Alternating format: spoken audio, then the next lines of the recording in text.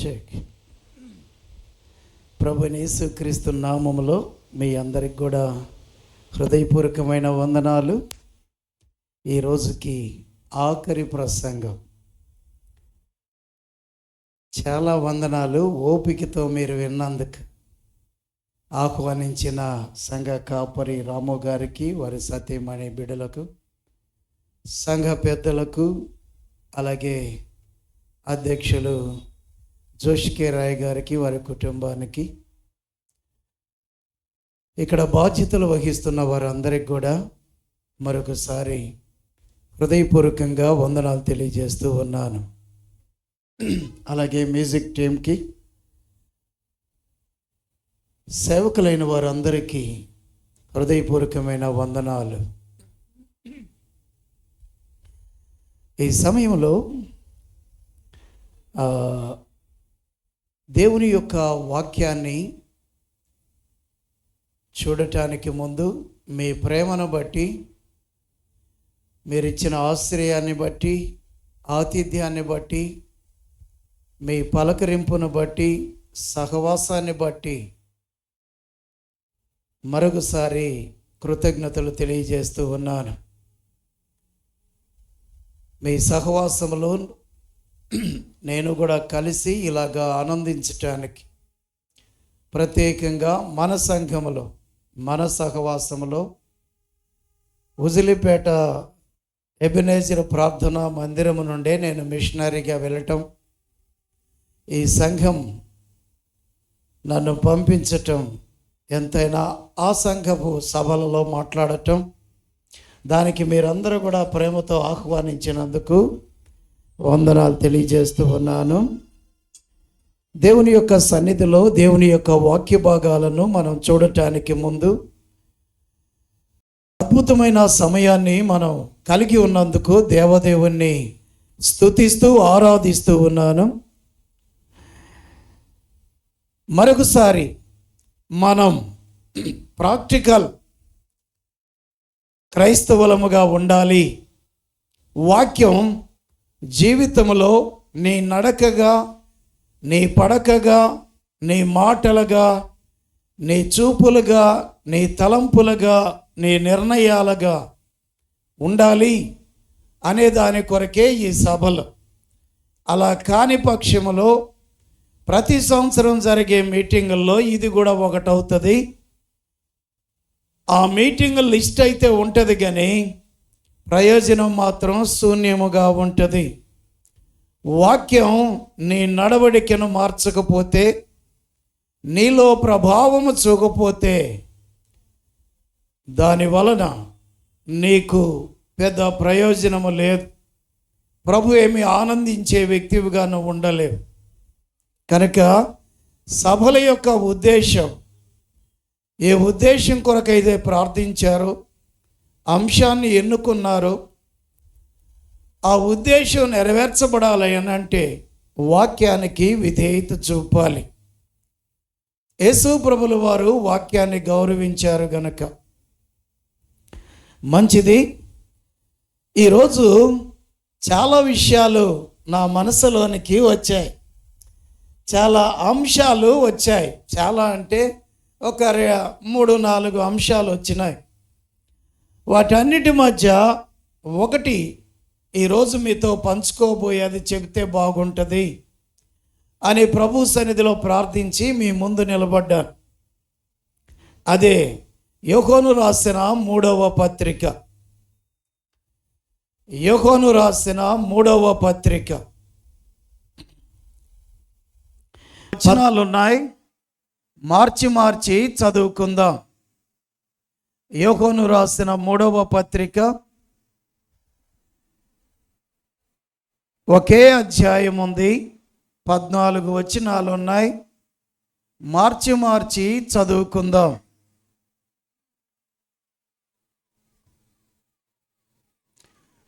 చదివే వారికి మైక్ ఉంటే మంచిది.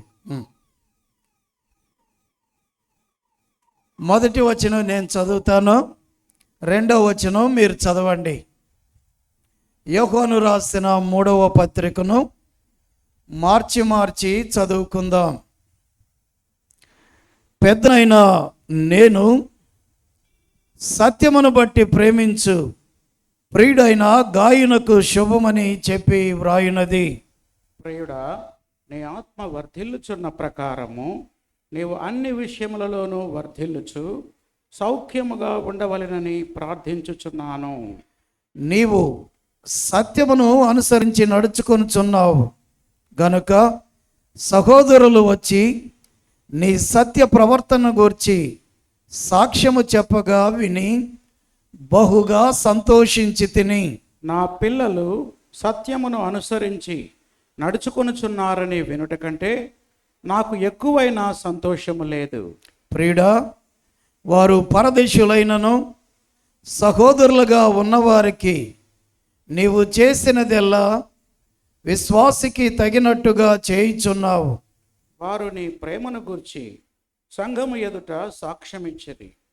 వారు అన్యజనుల వలన ఏమీ తీసుకొనక ఆయన నామము నిమిత్తము బయలుదేరిరి కనుక దేవునికి తగినట్లుగా నీవు వారిని సాగనంపిన ఎడల నీకు యుక్తముగా ఉండును. మనము సత్యమునకు సహాయకులమవునట్టు అట్టి వారికి ఉపకారము చేయ బద్ధులమై ఉన్నాము. నేను సంఘమునకు ఒక సంగతి వ్రాసితిని, అయితే వారిలో ప్రధానత్వము కోరుచున్న దియోత్రెఫే మమ్మును అంగీకరించుటలేదు. వాడు మమ్మను గురించి చెడ్డ మాటలు వదురుచు అది చాలనట్టుగా సహోదరులను తానే చేర్చుకొనక వారిని చేర్చుకొన మనస్సు గల వారిని కూడా ఆటంకపరచుచు సంఘములో నుండి వారిని వెలివేయుచున్నాడు. అందుచేత నేను వచ్చినప్పుడు వాడు చేయుచున్న క్రియలను జ్ఞాపకము చేసుకొందును. ప్రియుడా, చెడు కార్యమును కాక మంచి కార్యమును అనుసరించి నడుచుకునము. మేలు చేయువాడు దేవుని సంబంధి, కీడు చేయువాడు దేవుని చూచినవాడు కాడు. దేమేత్రియు అందరి వలనను సత్యము వలనను మంచి సాక్ష్యము పొందినవాడు. మేము కూడా అతనికి సాక్ష్యం ఇచ్చుచున్నాం. మా సాక్ష్యము సత్యమైనదని నీ వెరుగుదువు. అనేక సంగతులు నీకు వ్రాయవలసినది కానీ సిరాతోనూ కలముతోనూ నీకు వ్రాయ నాకు ఇష్టము లేదు. శీఘ్రముగా నిన్ను చూడ నిరీక్షించుచున్నాను. అప్పుడు ముఖాముఖిగా మాట్లాడుకొనిదము. నీకు సమాధానము కలుగునగాక. మన స్నేహితులు నీకు వందనములు చెప్పుచున్నారు. నీ యొద్దనున్న స్నేహితులకు పేరు పేరు వరుసను వందనములు చెప్పుము. ప్రార్థన చేసుకుందాం. పరిశుద్ధుడు అయిన మా తండ్రి, కృపగలిగిన దేవా, మీ పరిశుద్ధమైన నామమును బట్టి మీ వందనాలు. ఈ ఉదయకాలం మీ పాదాల దగ్గరకు వచ్చాం.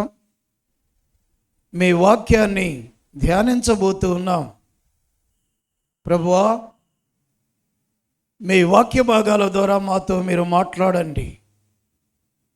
మీ సన్నిధిని మాకు తోడుగా ఉంచండి.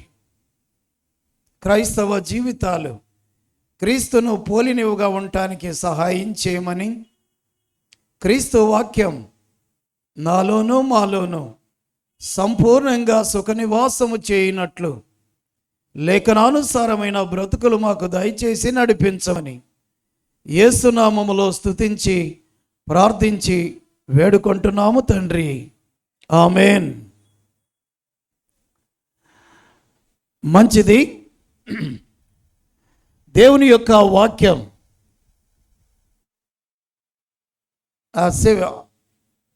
సజీవమైంది. అది ఎప్పుడు కూడా ప్రాణాత్మ దేహాలను చీల్స్తూ సరిచేస్తూ క్రీస్తు స్వారూప్యములోనికి వెళుతుంది. చూడండి, 1 కొరింథీ 11వ అధ్యాయం 1వ వచనం. 1 కొరింథీ 11వ అధ్యాయం 1వ వచనం.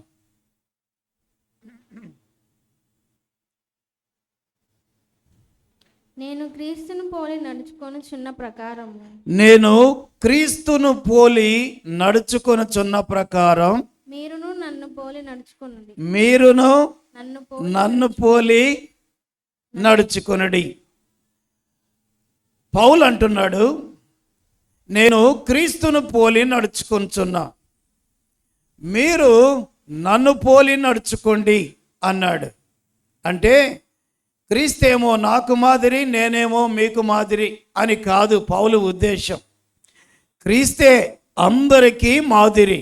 అయితే మ్యాక్సిమం యేసు ప్రభుల వారి యొక్క అడుగుజాడల్లో నడవటానికి నేను ప్రయత్నం చేసి ఆయన సహాయముతో, ఆయన కృపలో సఫలీకృతుడనవుతున్నాను.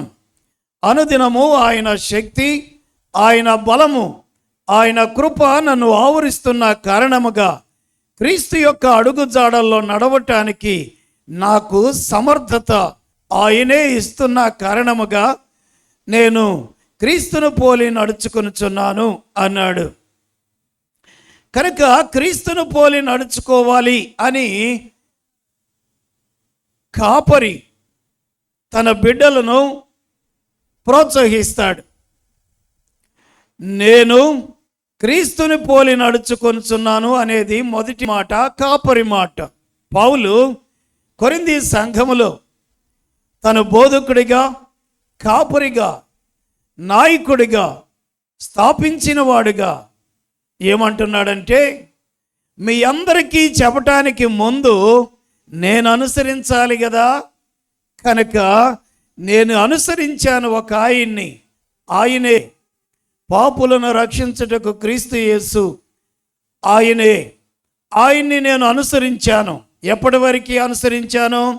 తిమోతి పత్రికలో అంటాడు, ఎప్పటి వరకు క్రీస్తును పోలి నడుచుకుంటున్నాను. చూడండి ఆఖరి మాటలు. పౌలు అంటున్న ఆఖరి మాటలు తిమోతికి రాస్తూ ఇలా అంటున్నాడు. 4వ అధ్యాయం 6వ వచనం, నేను ఇప్పుడే పానార్పణముగా పోయబడుచున్నాను, నేను వెడలిపోవు కాలము సమీపమై ఉన్నది, మంచి పోరాటము పోరాడి తిని, నా పరుగు కడముట్టించి తిని, విశ్వాసమును కాపాడుకొంటిని. 3 మాటలు అన్నాడు. యేసుక్రీస్తుని పోలి నడుచుకొనుట పోరాటం అన్నాడు. రెండవది అది పరుగు పందెం అన్నాడు. మూడవది విశ్వాసం అన్నాడు.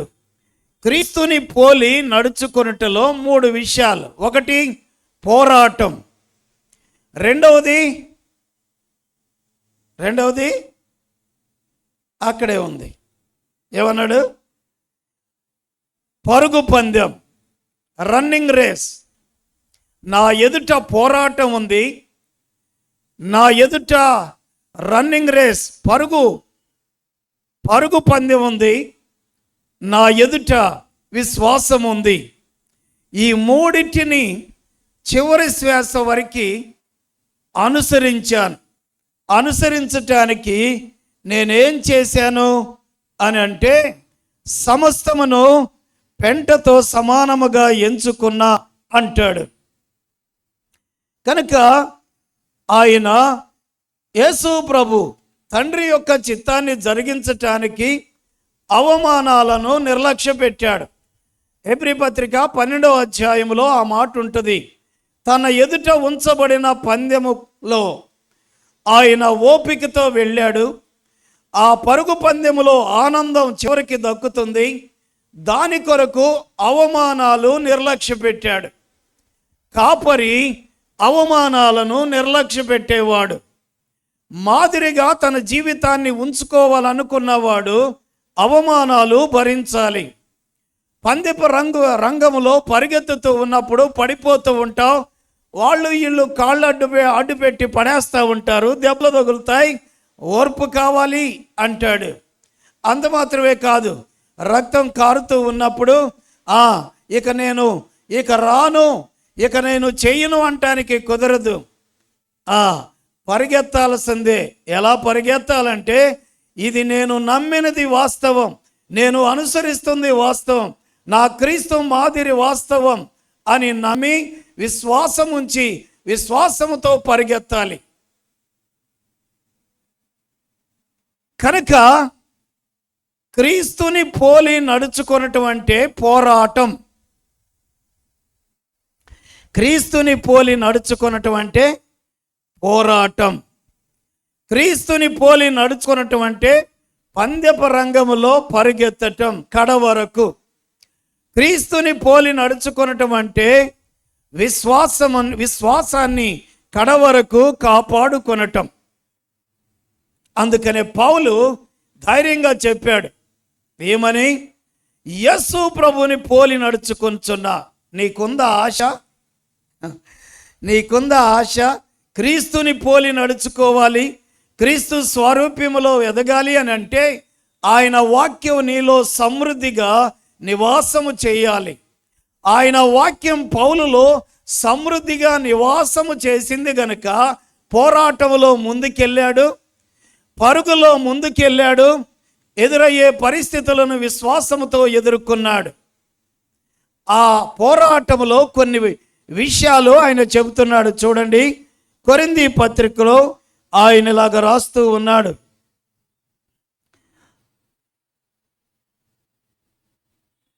2 కొరింథీ 11వ అధ్యాయం. పోరాటం అనే దానికి, ఏ పోరాటం పోరాడావు నాయనా, ఇంతగా మాట్లాడుతున్నావు అని అంటే పౌలు యొక్క సమాధానం ఇది. అడిగేవారికి పౌలు సమాధానం ఇది. ఏం చేసావు? ఏం పోరాటం పోరాడావు? ఏం మాదిరిగా ఉన్నావు? ఏం చేసావని ఇంతగా మాట్లాడుతున్నావు అనేవారికి పౌలు సమాధానం ఇస్తున్నాడు. 11వ అధ్యాయం 24వ వచనం. యూదుల చేత 23వ వచనం. వెర్రివాని వలె మాట్లాడుచున్నాను, నేను మరి ఎక్కువగా క్రీస్తు పరిచారకుడును. ఎవరు పరిచారకుడు? క్రీస్తు పరిచారకుడు పోరాటాన్ని చేయగలడు. క్రీస్తు పరిచారకుడు పోరాటములో ముందుకెళ్ళగలడు. ఏం పోరాటం చూడండి.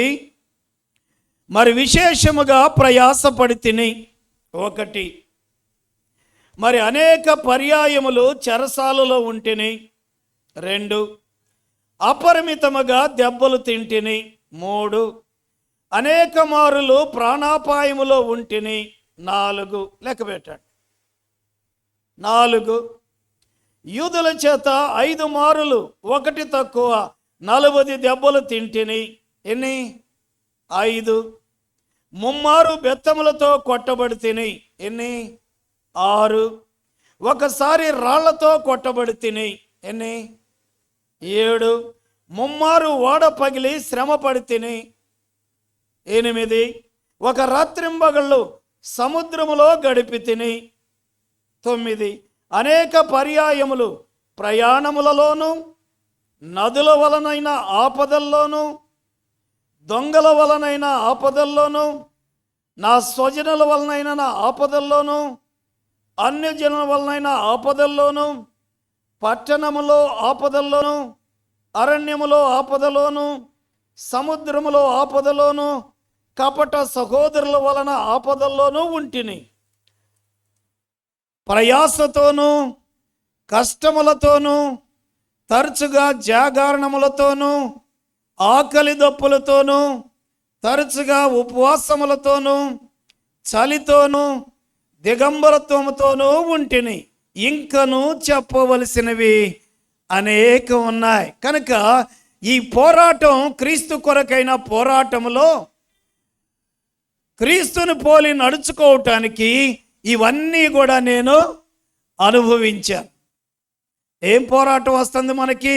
దేనిని అనుభవించలేకపోతున్నాం? ఎక్కడ ఓర్పు తగ్గిపోతుంది, సహనం తగ్గిపోతుంది. ఎందుకు? క్రీస్తు యొక్క పోలికలో నడుస్తాం. మేము కూడా విశ్వాసులమే, మంచిదే, నువ్వు విశ్వాసవే, కానీ పోరాటములో ఎక్కడ నువ్వు? కపట సహోదరుల వలన ఆపదలు వచ్చాయి, దిగంబరినైపోయాను, ఆకలి దప్పులతో ఉన్నాను, చచ్చిపోయే పరిస్థితులు వచ్చాయి, కొట్టి రోడ్డు మీద పడేశారు. అయినా కొట్టిన వారిని కానీ, ఆకలి దప్పులతో ఉన్నప్పుడు కానీ బట్టలు లేనప్పుడు కానీ నో రిగ్రెట్, ఎక్కడా సనుగుడు గొనుగుడు లేదు. నా క్రీస్తు యొక్క అడుగు జాడల్లో అడుగులో అడుగు వేయాలనుకున్నాను గనుక ఈ పోరాటం అనేది నాకు తప్పదు. అడుగులో అడుగు వేయటం అంత తేలికేమీ కాదు అని మనకు అర్థమైంది కదా. క్రీస్తుని పోలి నడుచుకున్నటం అంటే అడుగులో అడుగు వేయటం, వాక్యానుసారంగా మాట్లాడటం, బ్రతకటం, ప్రవర్తించటం. దీనిని పౌలు అన్నాడు పోరాటం. క్రీస్తుని వెంబడించుట, క్రీస్తు వాక్యానుసారముగా నడుచుట, క్రీస్తు స్వారూప్యములో ఎదుగుట పోరాటముతో కూడినది. రెండవది పరుగు పందెం. అది పరుగు పందెంలో మధ్యలో కుర్చీలు తగులుతాయి, కాళ్ళు అడ్డు పెట్టేవాళ్ళు ఉంటారు, పడతావు, లేస్తావు, దెబ్బలు తగులుతాయి. కనపడినోడిని కనపడినట్టు తిట్టడం కాదు. పౌలు ఏం చేశాడు? సహనముతో పరుగు పందెములో విశ్వాసాన్ని కాపాడుకుంటూ ముందుకెళ్ళాడు. క్రీస్తు అడుగు జాడల్లో, క్రీస్తు అడుగుల్లో అడుగు వెయ్యాలి అని అంటే ఇది పోరాటం. దీనికి సిద్ధపడు. నీ మనసులో, నీ హృదయంలో, నీ నిర్ణయాల్లో ఇవి అనుభవించటానికి సిద్ధపడితే నువ్వు సరిగ్గా సరిపోతావు. నేను క్రీస్తుని పోలి నడుచుకొనుచున్నా అని పౌలు లాంటి కాపరి చెప్పిన ఆ కాపరి యొక్క మాదిరి నీకు కూడా వర్తిస్తుంది. కాపరి అనుసరించేవాడు కాకపోతే అన్నీ కూడా లోకులు కాకులు అన్నట్టే ఉంటాయి. మాటలు చెప్పేవాడివే కానీ మాదిరి చూపించేవాడివి కాదు. యేసు ప్రభువు వారికి అలాంటి వారు అక్కర్లేదు. నువ్వు కావాలి అనే నీకోసం ప్రభువుల వారు రక్తం పెట్టాడు, ఆయన ప్రాణం పెట్టాడు, నిన్ను కడిగాడు. మరలా ఈ లక్షణాలు నీలో కనపడకూడదు. కనబడినప్పుడు సరి చేసుకోవాలి, కడగబడాలి. 3 విషయాలు కడగబడటానికి 3 విషయాలు. ఒకటి, యేసు రక్తములో కడగబడతావు, పరిశుద్ధాత్మదేవుడు శుద్ధి చేస్తాడు. మూడవది, వాక్యము ద్వారా శుద్ధి చేయబడతావు. 3 ఆయుధాలు నువ్వు శుద్ధి చేయబడటానికి. ఈ పోరాటంలో ప్రాక్టికల్గా పరిస్థితులు ఎదురైనప్పుడు సహనాన్ని కోల్పోతాం, సహజం.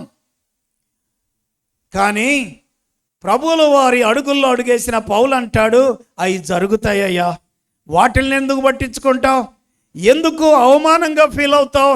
క్రీస్తు నీ కొరకు అవమానాలు పాలయ్యాడు కదా, క్రీస్తు అవమానాలను నువ్వు కూడా భరించేవాడివవు అన్నాడు. అందుకనే క్రీస్తు యొక్క శ్రమల్లో కొదువైనవి నేను అనుభవిస్తున్నాను అంటాడు ధైర్యంగా. అంటే కొట్టినా నా ప్రభువును కొట్టారు కదా, ఉమ్మి వేసినా నా ప్రభువు ముఖం మీద వేశారు కదా, ఆయన కంటే గొప్పవాడినా నేను అని అలాగా తన్ను తాను ఓదార్చుకుంటూ సహించుకుంటూ కడ వరకు సహనముతో క్రీస్తు అడుగుల్లో అడుగు వేసుకుంటూ వెళ్ళాడు. పౌలు విషయం ఇక్కడ నేను ఆపి గాయు దగ్గరికి వస్తాను. ఇలాంటి క్రీస్తుని పోలి నడుచుకుంటూ ఉన్నప్పుడు, క్రీస్తు వాక్యం ఒక వ్యక్తిలో సమృద్ధిగా నివసిస్తున్నప్పుడు బంగారం లాంటి 6 లక్షణాలు కనపడతాయి. బంగారం లాంటి 6 లక్షణాలు కనపడతాయి. చూడండి, ఇప్పుడు యోహాను రాసిన 3వ పత్రికలోనికి వెళదాం.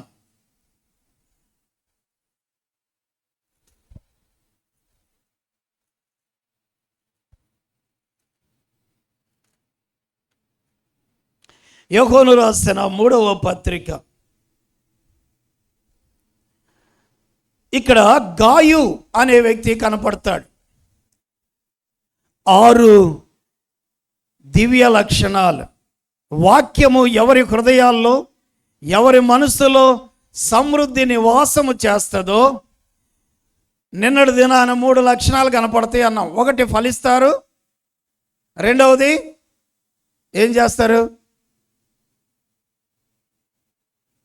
యేసు ప్రభు యొక్క వాక్యం ఎవరి హృదయాల్లో, ఎవరి మనసుల్లో, ఎవరి బ్రతుకుల్లో సమృద్ధిగా ఉంటుందో, పనిచేస్తూ ఉంటుందో, ప్రభావం చూపుతుందో, వారు 3 విషయాలు వారిలో కనపడతాయి అన్నాం. ఏంటది? మొదటి విషయం, వారు ఫలించేవారిగా ఉంటారు అని. రెండవ విషయం ఏం చూసాం?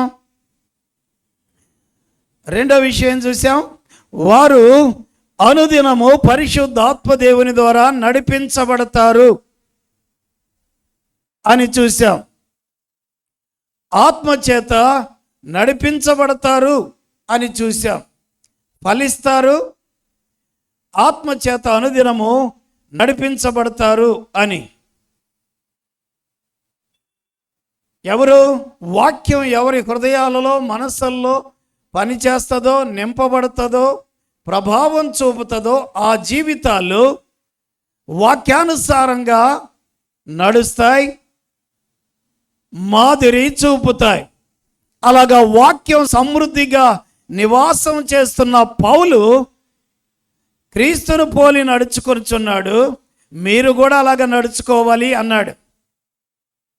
అలాగ నడుచుకోవాలంటే క్రైస్తవ జీవితంలో 3 చెప్పాడు పౌలు, ఆయన అనుభవించినవి. ఏంటి? మొదటిది పోరాటం. ఎవరి ద్వారా? ఇంటి వాళ్ళ ద్వారా, సమాజం ద్వారా, స్నేహితుల ద్వారా, సహోదరుల ద్వారా, సంఘములో పోరాటాన్ని నువ్వు ఎదుర్కోవాలి అని చెప్పాడు. కనుక పౌలు తిమోతికి రాస్తూ, క్రీస్తుని పోలి నడుచుకోనాయినా, అది నీకు మేలు అన్నాడు. దాని కొరకు నువ్వు పోరాటం కలిగి ఉండు, పరుగు పందెంలో పరిగెత్తుతూనే ఉండు. పడేసేవాళ్ళు ఉంటారు, కాలడ్డు పెట్టేవాళ్ళు ఉంటారు. లేచి వాళ్ళని తిట్టకుండా గాయం అయితే తుడుచుకొని పరిగెత్తుతూనే ఉండు. తర్వాత విశ్వాసాన్ని విడిచిపెట్టుకో అని తన ఆత్మీయ కుమారుడైన తిమోతికి పౌలు రాశాడు. ఇప్పుడు యేసు ప్రభు యొక్క రొమ్మున ఆనుకొని ఉన్న యోహాను తన శిష్యుడైన గాయుకి ఇలా రాస్తున్నారు. చూడండి ఎంత మంచి మాదిరి. పౌలు తన శిష్యుడు, తనను వెంబడించే వ్యక్తికి ఆ విషయాలు చెబితే, యోహాను తనను అనుసరిస్తున్న ఆత్మీయ కుమారుడు గాయుకి ఇలా రాస్తూ ఉన్నాడు. పెద్దనైన నేను సత్యమును బట్టి ప్రేమించు ప్రియుడైన గాయునకు శుభమని చెప్పి వ్రాయునది. శిష్యులు పిల్లలారా, యేసు ప్రభు శిష్యులకి 3.5 సంవత్సరాలు బోధించాడు. బోధించిన తర్వాత వెళ్ళిపోయాడు. ఆయన చనిపోయి తిరిగి లేచాడు. ఇప్పుడు శిష్యులు చేపలు పట్టుకోవటానికి వెళ్ళారు. అక్కడ ప్రత్యక్షమయ్యాడు. ఆ తర్వాత మరలా 2వసారి ప్రత్యక్షమయ్యాడు.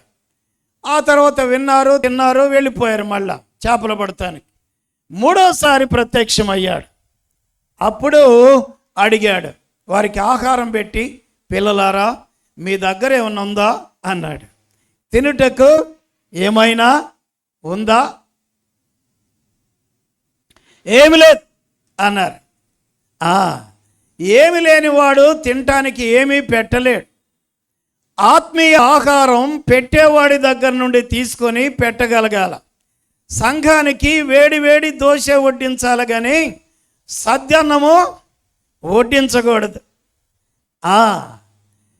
పిల్లలారా తినటానికి వేడిది ఏమన్నా ఉందా?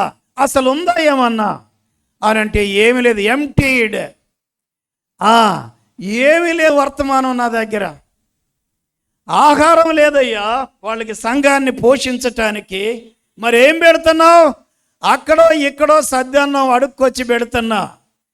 అడుక్కొచ్చిన అన్నంతో సంఘం పుష్టిగా ఉంటుందా? ఎట్లా ఉంటుంది? పుష్టికరమైన ఆహారం ఎవరిస్తారు? యేసు ప్రభువుల వారి దగ్గర, ఆయన పాదాల దగ్గర మరీకు దొరికినట్టు ఆణిముత్యాల లాంటి అమృత ఆహారం అందుతుంది. కూర్చుంటేగా,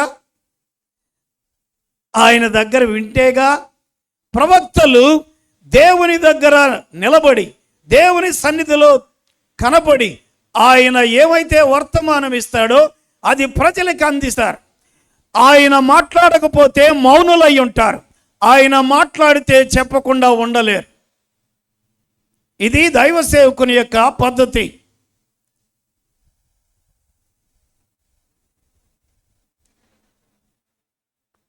దేవుని బిడ్డలారా, తినటానికి ఏమైనా ఉందా అన్నాడు ఆయన శిష్యులని. పౌలు తన శిష్యుడు తిమోతికి చెప్పాడు, ఇట్లా నడుచుకోయ్యా అని. యోహాను తన శిష్యుడైన గాయకు చెప్తున్నాడు. యేసు ప్రభువు వారు తన శిష్యులకు చెప్తున్నాడు, తినటానికి ఏమైనా ఉందా? ఏమి లేదయ్యా. ఉద్యోగంలో ఏమైనా ప్రమోషన్ ఉందా? లేదయ్యా. పెళ్ళయిందా? అవ్వలేదయ్యా. ఉద్యోగం వచ్చిందా? రాలేదయ్యా. పిల్లలున్నారా? లేరయ్యా. ఇంకేమైనా నీ దగ్గర దేవుడిచ్చింది ఏమైనా ఉందా? ఏమీ లేదయ్యా. ఎంత దౌర్భాగ్యమైన స్థితి. ఆయన దరిద్రుడయింది ఎందుకంటే నిన్ను నన్ను ధనవంతులు చేయటానికి. సరే, ఈ 6 విషయాల్లోనికి వస్తాను. తిమోతికి పౌలు, గాయుకి యోహాను, శిష్యులకు యేసు ప్రభు మాదిరిగా ఉన్నారు. నువ్వు నేను సంఘానికి, విశ్వాసులకి మాదిరిగా ఉండాలి. చూడండి, మాదిరిగా ఉండే ఆ లక్షణాలు 6 లక్షణాలు చెప్పాడు. ఈ గాయు గురించి 4 గాయులని అంటారు పండితులు, 3 అంటారు, 2 అంటారు, 1 అంటారు. కొరింథీ పత్రిక 1 కొరింథీ 1:14 చదవద్దు కానీ అక్కడ ఒక గాయు కనపడతాడు. 1 కొరింథీ 1:14లోను, అలాగే రోమా 16:23లోను, తర్వాత అపోస్తల కార్యములు 19:29లోను, అపోస్తల కార్యం 20:4లోను, అలాగే యోహాను రాసిన 3వ పత్రికలో కనపడే గాయు. 1 గాయువా, 2, 3, 4 అనేది మనకు అనవసరం. 1 గాయు, యోహాను మాట్లాడుతున్న గాయు గురించి మనం చూడబోతున్నాం. ఆయనలో కొన్ని మంచి లక్షణాలు చెప్పాడు. యేసుని వెంబడించేవారు, క్రీస్తుని పోలి నడుచుకునే వారిలో దివ్యమైన లక్షణాలు 6. 1, సత్యాన్ని అనుసరించువారు. యోహాను దేనిని బట్టి ప్రేమిస్తున్నాడంటే గాయుని సత్యాన్ని బట్టి. నువ్వు డబ్బును బట్టా, ఇచ్చేదాన్ని బట్టా, పలుకుబడిని బట్టా, సీటును బట్టా, మరి దేని బట్టి నువ్వు నీ బిడ్డలను, సంఘాన్ని ప్రేమిస్తున్నావు? యోహాను అంటున్నాడు, నా పిల్లలు సత్యాన్ని అనుసరిస్తున్నారు, అందుకే నేను ప్రేమిస్తున్నా అన్నాడు. మన ప్రేమలు ఎలా ఉన్నాయో, నువ్వు ఎందుకు ప్రేమిస్తున్నావో ఆ వ్యక్తిని, ఎందుకు ఆ వ్యక్తికి దగ్గర అవుతున్నావో సత్యాన్ని బట్టేనా? అలాగైతే యోహాను గాయుతో అంటున్నాడు, నువ్వు సత్యాన్ని అనుసరిస్తున్నావు గనక ప్రేమిస్తున్నా గాయు, వేరే దాన్ని బట్టి కాదు. నీ ప్రేమకు ఆధారం సత్యం. ఆయన సత్యాన్ని అనుసరిస్తున్నాడు గనక ప్రేమిస్తున్నాడు. 2వది, ఆయన దాతృత్వం కలిగిన వాడు. గాయు దాతృత్వం కలిగిన వాడు, ఇచ్చే విషయంలో ధారాళంగా ఇవ్వగలిగిన లక్షణం కలిగిన వాడు, అందుకని ప్రేమిస్తున్నాడు. దేవునికి ఇచ్చే విషయంలో దాతృత్వం సమృద్ధిగా కలిగిన గాయు ఉన్నాడు, అందుకని యోహాను చాలా ప్రేమిస్తున్నాడు. ఆయనకి ఇవ్వటం కాదు, దేవునికి ఇవ్వటం. 3వ లక్షణం, ఆతిథ్యం ఇస్తున్నాడు. ఆతిథ్యము చేయ మరువకుడి అన్నాడు హెబ్రీ పత్రికలో. గాయలో ఉన్న 3వ అద్భుతమైన ఆణిముత్యం లాంటి లక్షణం ఆతిథ్యం ఇచ్చే లక్షణం. 4వది ప్రేమించే లక్షణం. ప్రేమను మాత్రమే అందిస్తాడు. ఈ ప్రేమలో కల్మషం లేదు, స్వార్థం లేదు, స్వలాభం లేదు, పక్షపాతం అసలే లేదు. మన ప్రేమలో కలుషితం అయిపోయినాయా, కల్మషాలతో నిండినయా? అలాగైతే క్రీస్తుని పోలి ఎలాగ నడుచుకోగలవు? క్రీస్తు శిష్యుడిగా ఎలాగ అనిపించుకోగలవు?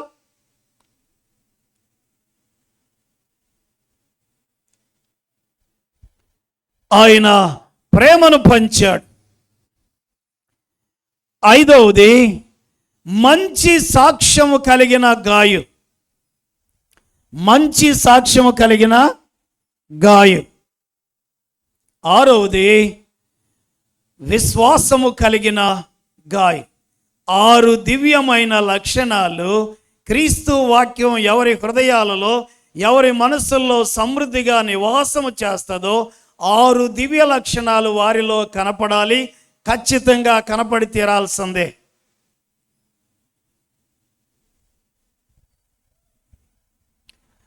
పౌలు తన శిష్యుడైన తిమోతికి చెప్పినప్పుడు 3 చెప్పాడు.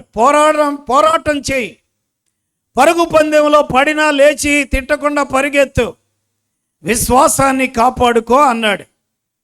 యేసు ప్రభుల వారు ఒకే ఒక్కటి అడిగాడు, పేతురు, శిష్యులారా మీ దగ్గర ఏమైనా ఉందా అంటే ఏమీ లేదన్నారు. ఏమీ లేకపోతే, ఏమీ లేని వాళ్ళు యేసు ప్రభు దగ్గర ఉంటే వారిని నింపగలిగిన దేవుడు ఈయన. వారిని నింపగలిగిన వాడు. ట్యాంక్ నింపుకుంటున్నావా? ఏమండి, గుండె ఆయన లక్షణాలతో, ఆయన పోలికను నింపుకుంటున్నావా? ఇప్పుడు మీరు పెట్రోలు మీ బైకుల్ని నేను అంటాను, ఏమని అంటే, అమ్మా నీకెందుకమ్మా పెట్రోలు డీజిలు, కావలసినన్ని మంచినీళ్ళు మినరల్ వాటర్ ఇస్తా, అవన్నీ నీ యొక్క బండి ట్యాంకులో పోసుకొని వెళ్ళు అని అంటే ఏమంటావు? ట్యాంకులు నింపటమా ముఖ్యం? ట్యాంకులో ఉండవలసినది ఏదైతే ఉండాలో అది ముఖ్యమా? ఏమ్మా, ట్యాంకు నిండటం ముఖ్యమా? ఏమ్మా వైట్ లిల్లీ, ట్యాంకు నిండటం ముఖ్యమా? ట్యాంకులో ఉండవలసింది ఉండటం ముఖ్యమా? ఏది? నేను నీళ్లు పోతానండి ట్యాంకు నిండా అంటే నీ బండిలో పోసుకుంటావా? ఇచ్చేది నెహెమ్యా అన్నయ్య. పోసుకుంటావా నీళ్ళు? ఏందన్నా నువ్వు చెప్పేది? ఈ బండి పెట్రోల్తో నడిచేదన్నా, నీళ్ళు ఎట్లా పోస్తావు, నీళ్లతో ఎట్లా నడుస్తుంది అంటావు కదూ. పొయ్యో అన్న నీ కారులో మంచి ఆ బాటిలే 250 రూపాయలంట ఆ బాటిల్. అలాంటి ఒక 10 బాటిళ్ళు కొనిస్తానన్నా, ఆ శ్రేష్టమైన నీళ్లు నీ కారులో పోసుకొని వెళ్ళన్నా అంటే భలే ఒడివులే చెప్పొచ్చావు. కానీ కారులో నీళ్ళు ఎవరు పోతారయ్యా, ఎంత ఖరీదైన నీళ్ళైనా కానీ? మరి ఏముండాలన్నా నీ ట్యాంకులో? ట్యాంకులో సమృద్ధి వాక్యం ఉండాలన్నా, నీళ్లు లాంటివి ఉండకూడదు. నీ గుండెలో, నీ మనసులో నీళ్లు పోయకూడదు. దేవుని వాక్యం పొయ్యాల, దేవుని వాక్యం పొయ్యాల. నీ బండిలో నీళ్లు పోయటానికే ఒప్పుకోకపోతే నీ గుండెలో వాక్యం లేకుండా మరొకటి పోయటానికి ఇష్టపడుతున్నావే, ఎంత అన్యాయం అమ్మా. క్రీస్తుని పోలి నడుచుకోగలవా? క్రీస్తు పోరాటంలో ముందుకెళ్ళగలవా? విశ్వాసాన్ని కాపాడుకోగలవా? దేవుని యొక్క సన్నిధిలో ఉన్న మనం దేవుని యొక్క దివ్య లక్షణాలు మన హృదయంలో, మన గుండెల్లో మనం పోసుకోకుండా క్రీస్తుని పోలి నడుచుకోవటం అనేది అసాధ్యం. అది వేషధారణే తప్ప మరొకటి కాదు. నేను భక్తురాల్ని, క్రైస్తవురాల్ని అని చెప్పటం అబద్ధం.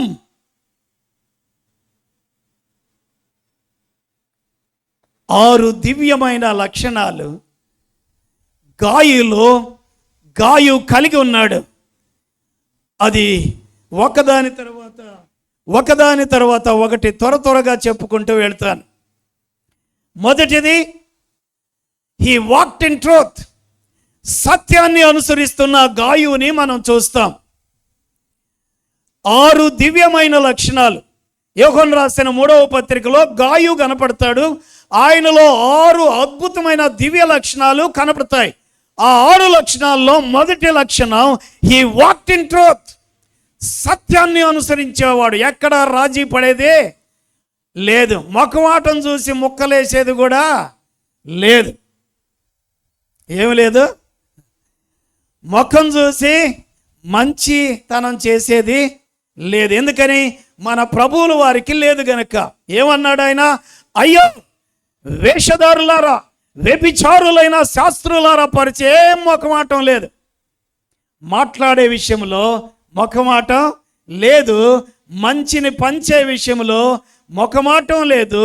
ఆతిథ్యం ఇచ్చే విషయంలో ముఖమాటం లేదు. ముఖాన్ని బట్టి అందుకనే ఆ న్యాయస్థానాల్లో వాళ్ళు అంటారులే న్యాయ దేవత అని. ఆ దేవతకి ఏం కడతారు? ఏం గట్టి ఉంటుంది? బొమ్మకి తక్కిడి పట్టుకొని ఉంటుంది. ఏం గట్టి ఉంటుంది? కళ్ళకి గుడ్డ, నల్లగుడ్డ గట్టి ఉంటారు. అంటే నేను ముఖాన్ని బట్టి న్యాయం ఉండదు, పరిచయాన్ని బట్టి న్యాయం ఉండదు, అధికార సామాన్యుడా అని చూసి న్యాయం చెప్పను, నావాడా పరాయివాడా అని మొక్కలేయను, నావాడా నా కుటుంబస్తుడా నా తమ్ముడా అని నేను అవకాశాలు ఇవ్వను, చెప్పను. ఎవడనుకుంటున్నావు అంటాం. అమ్మో ఎవడనుకుంటున్నావు అంటే ఏమనుకోవాలమ్మా? సత్యానికి సంఖ్యలు వేస్తే న్యాయవంతుడైన దేవునికి బంధకాలు వేస్తున్నావు, వేయటానికి ప్రయత్నం చేస్తున్నావు. అది తిరిగి కొడుతుంది. సత్యాన్ని అనుసరించి నడిచే గాయు, క్రీస్తుని పోలి నడుచుకొనుట, క్రీస్తుని వెంబడించటంలో నీ ప్రేమకు అర్హులు ఎవరంటే, నువ్వు ప్రేమించాల్సింది ఎవరిని అంటే సత్యాన్ని అనుసరించి నడిచేవారిని, సత్యం మాట్లాడేవారిని, ఆ సత్యములోనికి ఇంకా రాని వారి కొరకైన ప్రేమను పంచే వ్యక్తివిగాను ఉండాలి. అసత్య మార్గములో ఉన్న వారిని సత్య మార్గంలోనికి నడిపించే బాధ్యత ప్రభువుల వారు నీ మీద పెట్టాడు. సంఘం ఎవరిదండి? సంఘం ఎవరిది? క్రీస్తుది కదా. ఎందుకు ఆయన సంఘం? నా సంఘం, నా సంఘం. ఏం చేశాడు ఆయన? నాది అంటానికి పరలోకాన్ని దేవునితో ఉండుట విడిచిపెట్టకూడని భాగ్యమని అనుకోకుండా దిగొచ్చాడు. నువ్వైతే ఆ భాగ్యాన్ని విడిచిపెడతావా? అమ్మో, భాగ్యరాశుల మీద కూర్చుంటావు, భాగ్యమే నీ స్థిర నివాసంగా ఉంటావు. ఆయనేమో భాగ్యాలన్నీ విడిచిపెట్టాడు. అందుకని ఇది నా సంఘం అన్నాడు. ఆ సంఘములో నువ్వు సభ్యుడివి, సభ్యురాలివి. బాధ్యతలు ఎరిగి సత్యాన్ని అనుసరించి మాట్లాడాలి, ప్రవర్తించాలి. నీ సంఘం కాదు, అది ప్రాణం పెట్టి కొన్న యేసయ్యది. అందులో నీకు బాధ్యత ఇచ్చాడు. బలవంతంగా నువ్వు నీ ఇష్టాన్ని నెరవేర్చుకోవాలనుకుంటే, యెరూషలేమా యెరూషలేమా, ఇదిగో నీ సంఘం, నీ ఇల్లు అన్నాడు. దయ్యాలన్నీ వచ్చి చేరినాయి. గెరసేన దేశంలో ఉన్న ఆ సేనా దయ్యంలో సేనా పట్టిన వాళ్ళు ఎన్ని దయ్యాలు ఉన్నాయి? ఎన్ని ఉన్నాయి? 2000. ఒక్కొక్క దెయ్యానికి ఒక్కొక్క లక్షణం వేసుకున్నా ఎన్ని లక్షణాలు వస్తాయి సంఘంలోనికి? 2000 అవలక్షణాలు, క్రీస్తులో లేని లక్షణాలన్నీ వస్తాయి. యెరూషలేమా, ఇదిగో నీ ఇల్లు విడిచిపెట్టేశా అన్నాడు. అప్పుడు దయ్యాల కొంప అవుతుంది. అది దయ్యాలన్నీ వచ్చి చేరితే దయ్యాల లక్షణాలన్నీ ఆ సంఘంలో ఉంటాయి. సత్యానికి, ఆ సంఘం సత్యానికి స్తంభం. ఎందుకంటే నేను సత్యం, సత్యమై ఉన్న నేను రక్తము పెట్టి నా సంఘాన్ని కొన్నా, ఆ సంఘాన్ని కడుతున్నా. ఎవరు కూడా ఇది నా సంఘం అంటానికి వీలు లేదు. సంఘములో నుండి ఎవరిని కూడా తిట్టడానికి కానీ ఆగిపోవటానికి కానీ అవకాశం, అధికారం లేదు. క్రీస్తు తన బిడ్డలైన వారిని చేర్చుకుంటుంటే ఇక్కడ ఒకడున్నాడు, కొమ్ములు వచ్చినవాడు. వాడు ఎప్పుడు కొమ్ములతో పొడుస్తూ ఉంటాడు. దెయ్యోత్రేపే. వాడు కొమ్ములతో పడుతున్నాడని నువ్వు కూడా కొమ్ములు తగిలించుకొని పడుతూ ఉంటే అక్కడ ఏముంటుంది? దొండలో పొడుచుకొని పడిపోతాయి రెండు. సమాజానికి హేళన సంఘముగా క్రీస్తు రక్తములో కొన్న సత్యానికి స్తంభంగా ఉన్న సంఘాన్ని హేళనకరంగా చేసిన వారిలో నువ్వు ఉంటావు. తప్పించుకోలేవు దేవుని యొక్క తీర్పుని. సత్యానికి స్తంభం, సత్యమైన దేవునికి అది నిలయం. ఆయన లక్షణాలు ఆ సంఘములో ఉండాలి. ఆ సంఘాన్ని నడిపిస్తున్నప్పుడు ఆ సంఘం కొరకు ప్రాణం పెట్టిన దేవుని యొక్క లక్షణాలు ఉండాలి.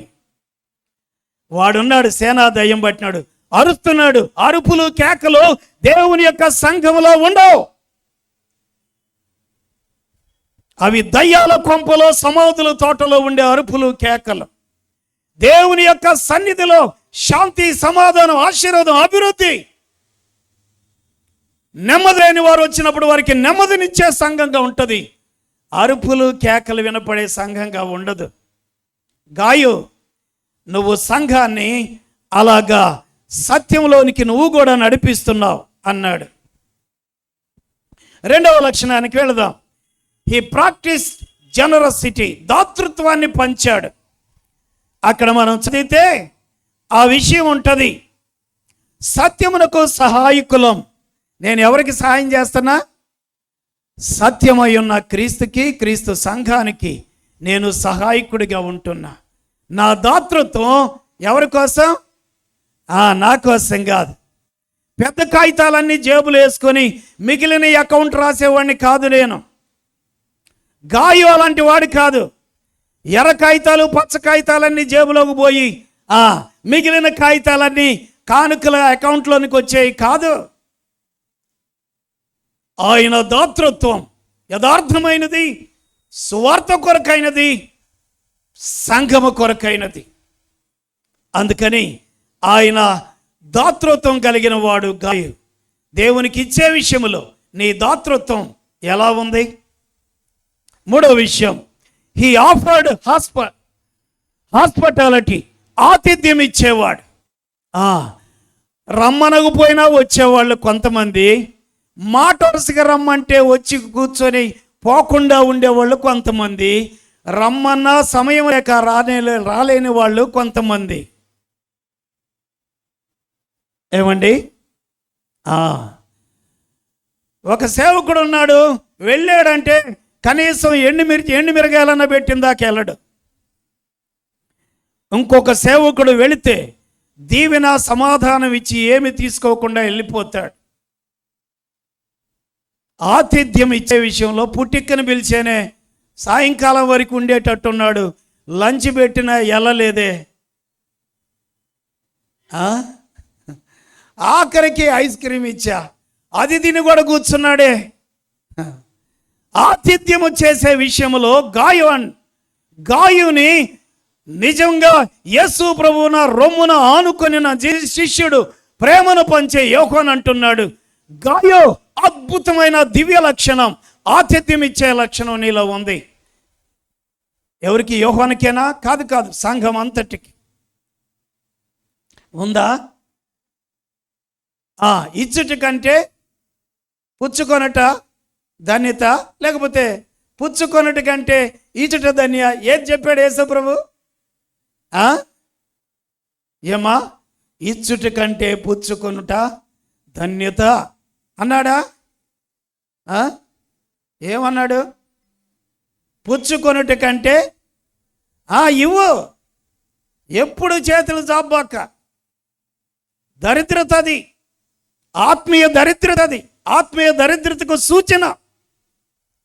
సర్వాధికారి అయిన దేవుడు సర్వలోకాన్ని సృష్టించి నిన్ను పోషించి నడిపించే దేవుడు. ఆయన నీ ఆధారం, నీ క్షేమం, నీ భద్రత అవ్వాలి. ఆయన ఆతిథ్యం ఇచ్చే గాయుని చూశాడు. ఆతిథ్యము చేయ మరొకడి అనే వాక్యం గాయిలో సుఖనివాసం చేస్తుంది గనక వాక్యానుసారంగా ప్రవర్తించాడు. వాక్యం నీలో సమృద్ధిగా ఉంటే ఈ లక్షణాలు నీలో కొట్టొచ్చినట్టు కనపడతాయి. 4వ దానికి వెళదాం. He showed the Christ love. క్రీస్తు యొక్క ప్రేమను సంఘానికి అందించాడు. క్రీస్తు ప్రేమను అందించాడు. 6 దివ్యమైన లక్షణాలు గాయిలో మనం చూస్తున్నాం. 1, సత్యాన్ని అనుసరించేవాడు. 2వది, దాతృత్వం కలిగిన వాడు. 3వది, ఆతిథ్యం ఇచ్చేవాడు. 4వది, క్రీస్తు ప్రేమను పంచేవాడు. ప్రేమ లేక గుండెలు ఎండిపోయినాయి. భర్త దగ్గర దొరకటల్లా, భార్య దగ్గర దొరకటల్లా, పిల్లల దగ్గర దొరకటల్లా. ఎక్కడా నిజమైన ప్రేమ గుండెలను హత్తుకొని ఆదరించి కౌగిలించుకొని నా ఎన్ను తట్టి నన్ను బలపరిచే ధైర్యపరిచే ప్రేమ ఎక్కడా నాకు అందటల్లా. అక్కడే సహవాసములో ఆ ప్రేమ, క్రీస్తులో ఆ ప్రేమ, సహోదరి సహోదరుల వలన ఆ ప్రేమ అందాలి. అదే క్రీస్తు సంఘం. ఆ లక్షణం పుష్కలంగా ఉన్నాయి గాయులో. ప్రేమను పంచటంలో పేదవాడు కానే కాదు. ప్రేమించుటలో తప్ప ఎవరికి అచ్చి ఉండొద్దు అన్నాడు. ప్రేమించటం అనేది ప్రభువు మనకి చూపిన ఇచ్చిన దివ్యమైన లక్షణం. వాక్యం గాయులో సుఖ నివాసం చేస్తుంది గనక, గాయో నీ దేవుణ్ణి ప్రేమించు, నీ సహోదరుల్ని ప్రేమించు అనే ఆ వాక్యం తనలో ఉంది గనక, క్రీస్తు వాక్యం మీలో సమృద్ధిగా నివసింపునీయుడి అనే మాట ప్రకారం గాయిలో దేవుని యొక్క ప్రేమ వాక్యం సమృద్ధిగా ఉంది గనక ఆ ప్రేమను ప్రాక్టికల్లో చూపిస్తున్నాడు. ఎవరికి? అయిన వారికే కాదు. వీళ్ళంతా మా ఇంటోళ్ళన్నా, వీళ్ళంతా మా బంధువులే, మొదట భోజనం వీళ్ళకు వడ్డించు, వీళ్ళెవరో తెలియదన్నా వీళ్ళకి రెండోసారి వడ్డించు, వాళ్ళు అసలే తెలియదు ఈరోజే వచ్చినట్టున్నారు, అడుగు పొడుగు వడ్డించు అనే గాయు కాదు. ఆ ప్రేమలో సమానత్వం ఉన్న ప్రేమ, క్రీస్తు చూపిన ప్రేమ. ఆ ప్రేమే నువ్వు పంచాలని ఎదురు చూస్తున్నాడు. నీ కొరకు ప్రాణం పెట్టిన క్రీస్తు. నువ్వు పంచే ప్రేమ గుండెలను ఆదరించాలి, ధైర్యపరచాలి. నీ కౌగిలింత ఆ ఎదుటి వ్యక్తికి ఎన్ను తట్టి ప్రోత్సహించాలి. నా సంఘం, నా సహవాసం ఉంది అనే ధైర్యం ఇచ్చేది క్రీస్తు సంఘం. అందులో ప్రేమ పుష్కలంగా ఉంటుంది. అది 4వ లక్షణం. 5వ లక్షణం, he had a good testimony. మంచి సాక్ష్యం ఇచ్చారు. అయ్యా, సత్యాన్ని అనుసరిస్తున్న గాయు మంచి వ్యక్తి అయ్యా, సత్యాన్ని అనుసరిస్తున్నాడు, ప్రేమను పంచుతున్నాడు, దాతృత్వాన్ని ఇస్తున్నాడు, ఆతిథ్యం ఇస్తున్నాడు. అబ్బా, దివ్యమైన వాక్యం ఆయనలో సంపూర్ణంగా పరిపూర్ణంగా పనిచేస్తుంది. నీలో పని చేస్తుందా? మరి ఏవి? అన్ని అరుపులు కేకలేనా? అన్ని అవంతరాలేనా? అన్నీ కూడా అవలక్షణాలేనా? అందుక యేసు నిన్ను పిలిచింది. ఆయన మంచి సాక్ష్యము పొందినవాడు. నీ సాక్ష్యం ఎట్లా? ఇంట్లో ఎట్లా ఉంది? సమాజంలో ఎట్లా ఉంది? సంఘంలో ఎట్లా ఉంది? సాక్ష్యం, మంచి సాక్ష్యం పొందినవాడు.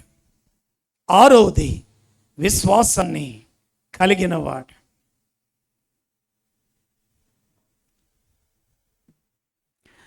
ఆరవ దివ్య లక్షణం, విశ్వాసాన్ని కడవరకు కొనసాగించిన గాయం. ఉందా విశ్వాసం? ఏ విశ్వాసం లేండి, ఏ విశ్వాసం?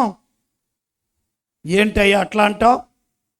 హెబ్రీ పత్రిక 11:6 ఉన్నాడు, ఈ శ్వాసం లేకుండా దేవునికి ఇష్టడై ఉండుట అసాధ్యం కాదా?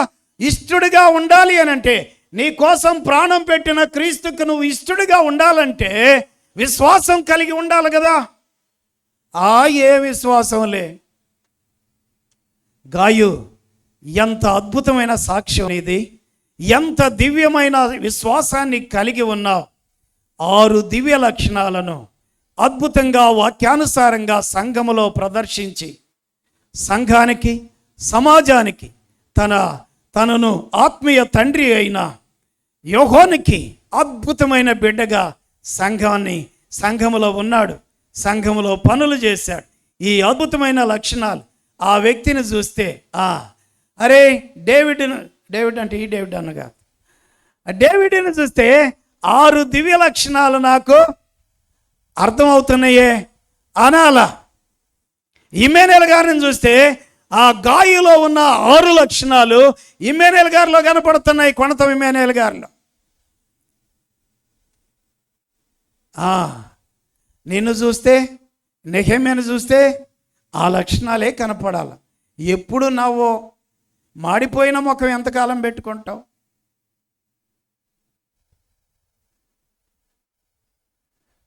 నోటి నిండా నవ్విచ్చే దేవుడు కదా మనం కలిగి ఉంది. ఆరోగ్యకరమైన నవ్వు, ఆరోగ్యకరంగా బ్రతుకు, దివ్యమైన 6 లక్షణాలు కలిగి మాదిరిగా ఉండు. అట్టి కృప దేవుడు మనందరికీ దయచేయునుగాక. ఆమేన్.